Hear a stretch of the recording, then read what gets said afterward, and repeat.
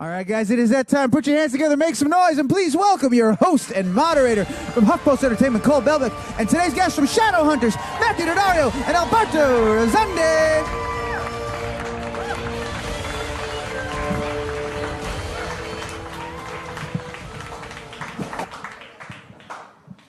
Hi, guys. Hi. How are Good. Well, thanks so much for stopping by AOL Build. I have to say, it's really exciting to see you in person because your faces are plastered literally all over the city, on billboards and buses. On the subways, we've seen it. That's Have very you? cool. Yeah, Yeah. I've been getting a lot of Snapchats from friends, just being like, "Hey, I saw you on the way to work today." Yeah. I was taking the train home last night, and I gazed upwards, and I was like, oh, Shadowhunters. They're everywhere. Yeah, we like it. We like the fact that we're on the buses and on the Oh trains. yeah, definitely. I think it's cool. Have you gotten used to it yet, or is it still a little surreal? Well, I've only seen one, and that's because I went looking for it. The one on 34th Street. Oh, yeah? Other than that, I haven't seen any yet, so I can't say I'm used to it. Ride the 6 train. It's there. Okay. So I want to start this conversation by talking about the fandom. So often these sort of supernatural shows and movies are fueled by very dedicated fans, and Shadowhunters is no different. So I wonder, what do you think resonates so deeply about Shadowhunters with all these fans? I think it's one of the things that makes our show interesting. We have a bunch of supernatural elements. We have vampires and werewolves and all this crazy stuff that goes on, but really what makes our show kind of resonate with everyone is the human elements that make it real. Like our relationships with each other, our relationships with ourselves as characters, how we grow, how we develop. Those are very real things that I think everyone's kind of going through. And we just have this supernatural flair that makes it Shadowhunters. And we absolutely have to thank Cassie Clare. Oh, yeah. Because, I mean, you know, the years of these books coming out and people, I guess, hoping for movies, and then the movie, and then the TV show. And so the basis was there, and people were very excited. So we've sort of piggybacked off that. Yeah, what was your entrance into the whole universe? Was it the books? Was it the movie? Or was this your first sort of introduction to Shadowhunters? For me, it was the audition initially for the movie, so I knew about it back then. I didn't book the film, but then I got the audition for the show, and then I started reading the books immediately when they flew me out to LA to test for it, and then we all dove in. For me, it was the audition for the show and then the books, kind of to understand what was going on, who each person was to every other person, because that's really big for us, the relationships. Alberto's big on research. Yeah. There's a lot of good research. Yeah, for me, you can never know too much. Wait, so Matthew, you auditioned for the movie before the series. Was it for Alec as well? No, I think I auditioned for Jace years ago, back when they were casting it. But I don't think they called me back. Well, it all worked out, I think, right? It worked out for the best. And something I love about the series is how detailed and expansive this world is. I felt like I almost needed a vocabulary list while watching. There's runes and there's de-runing and there's steles. You know, that's actually it's a funny issue because there's this constant concern, like, will anyone have any idea what this is unless they've read the books? So for new people who haven't read the books or don't know anything about it, I feel like they're watching the show. I got a call from my mom the other day, and she's like, I don't really know what's happening. I don't know what this is, and I'm concerned about the vampires. Are they good? Are they bad? Because some are bad, and so she doesn't really know. And so we have to explain that. So a lot of what we do on the show is like trying to explain things to people, but then you don't want to do that too much. So people figure it out. So we were trying to always balance the line of how much do we tell them and how much do we let them kind of figure it out and watch through context. I mean, I think you guys strike a good balance. Is there any sort of part of the universe or any word that you like the most about this whole Shadowhunters phenomenon? Like what thing? Yeah, like the Estella, the runes, the Parabatai. Parabatai. I can never pronounce that word. No, there are a lot of discussions about how to pronounce a lot of things. Yeah. And I actually learned something interesting I was in Pompeii recently. I don't know if I should say this. You could look home and search what stele means in context of tombs near Pompeii. Okay. Go home and look it up. Anyone with phones, please. And so season 2 premiered just a few weeks ago, I think beginning of January, right? And I'm so happy to see the show build on its success. We were saying, I think the characters are stronger, the direction of the plot feels more concerted, and I was just wondering, what sort of feeling was there going into season 2? It seems like you all are kind of energized. I know we're all very excited to come back and to be able to continue telling this story that we all started to really enjoy and fall in love with. And then season 2 really has a focus more on character development and how each character grows and changes. So I think as actors, we all love that. I loved it for Simon. It's like, oh, cool. So you really get to go into what he does and what he's doing, what he's thinking, where he's going, what he wants. It feels almost more driven in that sense for me. No, we were coming in. We were tremendously excited, and I mean, it was a very intense 4.5 months. Yeah. And now we go back to do 4.5 more months, and we're equally almost like excited. a whole other season. Yeah. I know. Is everyone excited? We have 20 episodes this season. 20 episodes. I'm excited. And something that strikes me about both of your characters is maybe out of the whole entire cast, you two have had the most sort of distinct character arc. Simon starts out as this kind of lovable, nerdy sidekick to Clary, and now we see him transform into this vampire. And, you know, Alex started out as more of a repressed individual, and we've seen him open up. What has that been like to, pun intended, sink your teeth in to the sort of like meteor roles this season and the season before as well? I was very appreciative the first season of my arc because I got to follow a full path for this individual, which was really, that's nice. I mean, I don't know, you know, like Jace's story didn't get completed. So at the end of the first season, Jace was heading into the meat of his story at the beginning of this season. And so mine sort of was wrapped up nicely kind of with a question of what's next. And this season we get to explore that. And so the first half of the second season, we're going to see another one of these story arcs, which completes kind of nicely. Yeah. And then I get to do another one, I hope, for the next half. I don't know what's happening, though. Yeah, we don't know what happens in the next 10 episodes. We're still very excited to go back and see. For Simon, I feel like the first season was a very clear arc because we had the books to kind of lay the foundation for him. We knew where he was going, and they kind of had given me hints as to what they wanted to end with. This season, while he still grows tremendously, it's a little more, it's not as clear. At least it wasn't as, there's no foundation for what's happening other than the main plot points in the books that we know have to happen. Other than that, a lot of his journey and growth are kind of coming with each script, which is, for me, really cool. I think it's amazing how your character stays happy at all, considering how miserable everything is that happens to him. Well, he has to. And He's betrayed all the time. Yep. Everyone's horrible to you. And you just keep on trucking along. Well, that's life, right? Yeah, for Simon. For Simon, you got, I mean, I don't know, I saw this meme about Hey Arnold the other day, and I was like, that's very Simon. It was like, Gerald's like, hey, why do you always look up? Like, why are you always looking on the bright side of things? And Hey Arnold was like, well, somebody has to.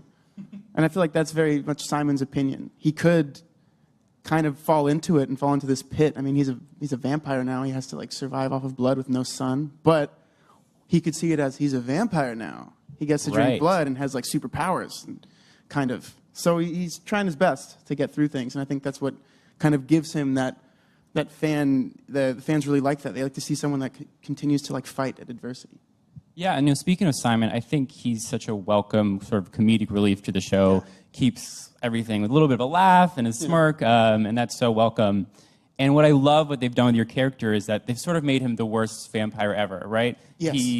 Usually we see these vampires and they're super suave and sexy and, you know, have been doing this for like 200 years. But it's been so fun to see Simon sort of dip his toes into this supernatural world. Well, one of the things I like about Simon is he's like the first vampire that's aware of other vampires. You know, sometimes it's like, oh, vampires are things, and they never like comment on how like they're in movies. Or I feel like Simon very much tries to live up to what his expectation of a vampire is, and that's where the problem is. Because in this world, since they're very real, they don't have those. They're like, those are movies, those aren't real. But he's like, but we're supposed to be cool and fast and strong. Well, you've only been a vampire for like a week. Yeah. Give it time. Give it a little time. Hopefully he'll get there, right?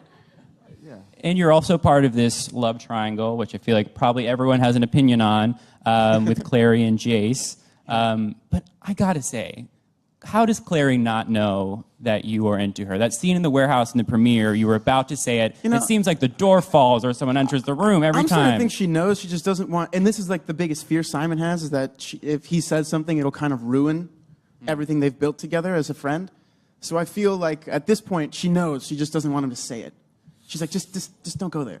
What do you mean, don't go there? What do you mean? That's what I feel like. This is last episode 1. He's like, hey, I just want you. I'm absolutely crazy. Where would that sentence go? She knew what was going to happen. I think she's got her head elsewhere. I think she's got her head in the clouds right now. Yeah, I guess. And I mean, she's the one who turned you into a vampire. Now, I'm not saying that you shouldn't love her, but Alec is kind of, well, we'll see. We'll see what happens this season.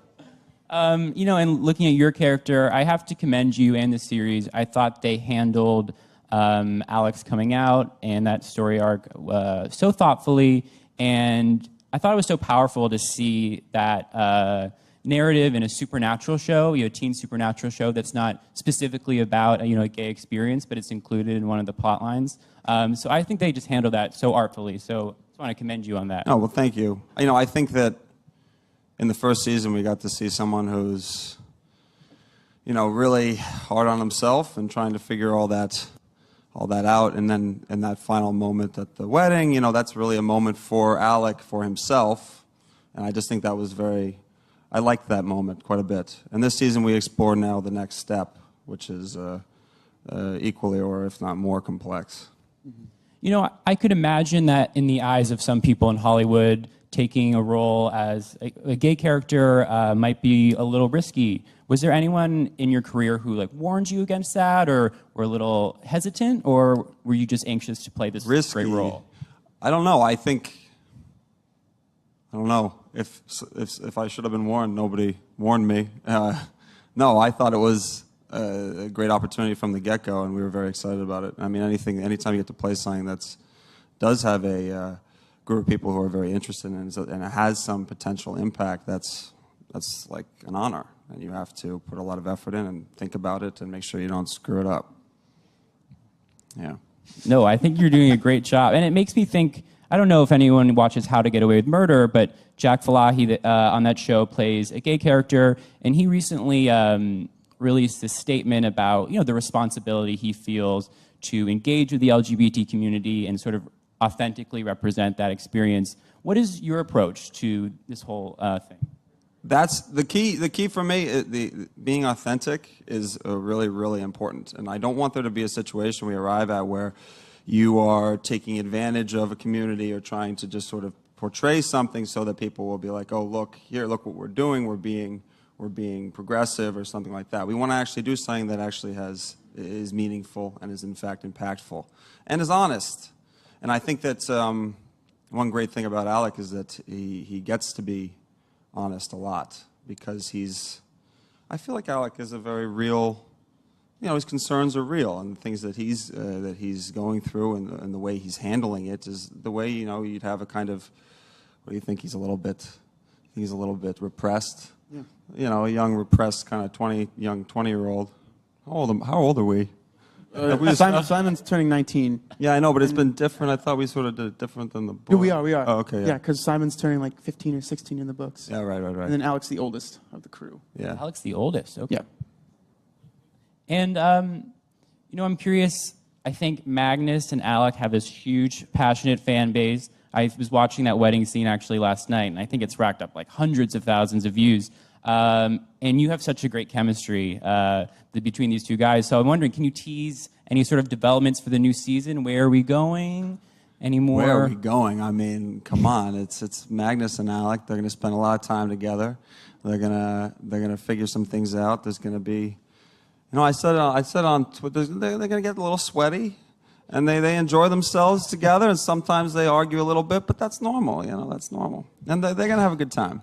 They're definitely going at it head first. Okay, well, we can't wait to see. And so before we go to audience questions, could each of you tease what's going to happen for the other's character in the next few episodes? I think we're all anxious to hear what's going to happen. For his character? Yes, so you would talk about Simon's development, and then you and Simon takes a little vacation, wanders off somewhere. Nothing bad happens. Standard Simon stuff. Yeah, he just wanders off. No, he focuses on, what do you, I don't even know what you've been doing. You know, this is the funny thing about Alec and Simon is they never do really not interact. I don't think guess we you had a haven't. single... I think I saw Matt on set twice in the first 10 episodes. Do we don't have We exchange don't- we don't words at any exchange all. point? No, not once. We're separate the entire time. I'm busy with someone else, and he's busy. Both of us are seeking our It's funny because I loved actually ones. got, I think my mom was asking me, she's like, so do you see everyone on set all the time? I was like, no, not this year. The Downworlders, we pretty much stuck with other Downworlders in our own things, and the Shadowhunters were busy with Valentine and what's going on in their world. So we pretty much are very, very separate. And it's funny how that's kind of worked out. Yeah, it's really weird. Yeah. Well, hopefully some more scenes together in the future. I think we'd all like to see that. Oh yeah, I'd love Alec to ridicule poor Simon. Simon can deal with that, I guess. He's like, Hey, "All right, Vampire I'll Simon take can it." deal with it. Getting there. Okay, let's hear from the audience. Hey, hi. So my question's for the both of you. I was just wondering if in the future, if either of you would want to produce, direct, or write a future episode of Shadowhunters. I mean, of course, I think that's Absolutely. something. But, That's something, but that requires a certain skill set that we have to learn. It's not something that you can. Writing is very, very difficult. Directing is very difficult. It requires a lot of skill, and so we can sort of learn that on the set, luckily. But this will take some time. yeah, I wouldn't want to approach that until I was very confident that I had that skill set, that I wasn't going to waste anyone's time, and that we could really move forward, and I really had a vision for what I wanted. But that's going to take a lot of time, like you said, to develop and understand. Hi, guys. Thank you guys for being here today. Hi. I wanted to tell you I binge watched the show, and I love it, and I'm in love with Simon. He's my favorite character. Mine too. But I wanted to know, how much of yourself do you see in your characters, and what is different? Like, I've always said that I see Simon as like I'm very similar to him, and I see a lot of myself in him, but a younger version of myself, or a part of myself that I'd like to think that I've grown past at some points, and then sometimes I'm very surprised and inspired by him too. Like we talked about, how he continues to smile and confront adversity like head on, any problem he has. It's very hard to do that in real life. It's very hard to continue to be like, oh, today hasn't been completely awful. I can still have a good dinner and it'll turn everything around. But Simon very much is someone that continues to kind of look in that direction. In those moments that he forgets that, he very quickly kind of jumps back, and that's something that I think is cool and inspiring about him, and I wish that I could bring more into my life. I think for Alec, I feel like Alec is just another timeline of myself, maybe one where things are slightly different, or I have a different set of circumstances. And because ultimately it's still me, right? Because I'm running around up there doing all this Alec stuff, and you can't completely eliminate yourself from it. So there's definitely a part there, but his problems are much more complex and different than mine. So. Hi. So my question's for Matt. As Alec has an amazing relationship with Isabel. So I was wondering, when you're working with Emerald, does it remind you of your own relationship with your siblings? Does it remind me about, that's funny. Working with Emerald is like working, I don't know how it's become like this, but like working with a sister. But she's different than my siblings. So she's very amusing, and we have a very good time. And when we are playing Izzy and Alec, there definitely feels very fraternal. And it's really, she's been great to work with. Yeah, she's really, really the best. It's fun. This season we have I can tease a little something, I guess, where there's something happens that creates a little bit of a rift, a conflict, and then I do something good. Yeah. Ooh. Good way to go. Yeah. And well, that's going to be in around episode 8, 9, 10, so look forward to that. Well, we will. And so before we let you guys go, can you remind everyone where they can catch Shadowhunters? On Freeform, on Mondays at 8 p.m. Tonight, episode 2. Episode 2 tonight. And you can Everybody watch. on the Freeform app. And on the Hulu Freeform app as well. and Hulu. Great. Well, thank you so Hulu much on for demand. being here. Thank you for having Thank us. you.